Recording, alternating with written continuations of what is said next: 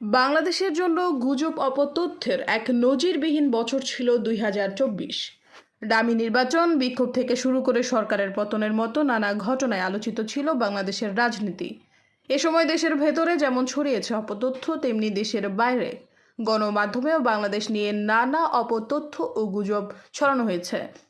ফ্যাক্টওয়াচের তথ্য বলছে, গত ৪ বছরের মধ্যে ২০২৪ সালে সবচেয়ে বেশি অপতথ্য যাচাই করেছে প্রতিষ্ঠানটি। ২০২১ সালে যেখানে অপতথ্যের সংখ্যা ছিল ৩৬৩, সেখানে ২০২৪ সালে ৬৩৮টি অপতথ্য শনাক্ত করতে পেরেছে তথ্য যাচাইকারী এই প্রতিষ্ঠানটি। ২০২৪ সালে সবচেয়ে বেশি গুজব ছড়িয়েছে গত আগস্টে। এই মাসে ৯১টি গুজব শনাক্ত করেছে ফ্যাক্টওয়াচ। জানুয়ারি মাসে জাতীয় নির্বাচনের সময় বছরের দ্বিতীয় সর্বোচ্চ ৬২টি অপতথ্য শনাক্ত করেছে প্রতিষ্ঠানটি। নভেম্বরে ৬০টি, সেপ্টেম্বর ও ডিসেম্বর মাসে ৫৮টি করে অপতথ্য শনাক্ত করেছে ফ্যাক্টওয়াচ।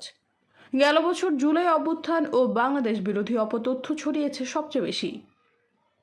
এছাড়া নির্বাচন, রাসেলস বাইপার সাপ, মধ্যপ্রাচ্যে অস্থিরতা, ইরানের প্রেসিডেন্ট রাইসির মৃত্যু, বিসিএস প্রশ্ন ফাঁস কাণ্ডে অপতথ্য উল্লেখযোগ্য সংখ্যায় অপতথ্য ছড়িয়েছে। সৈয়দা ফারিয়া, সমযুগ।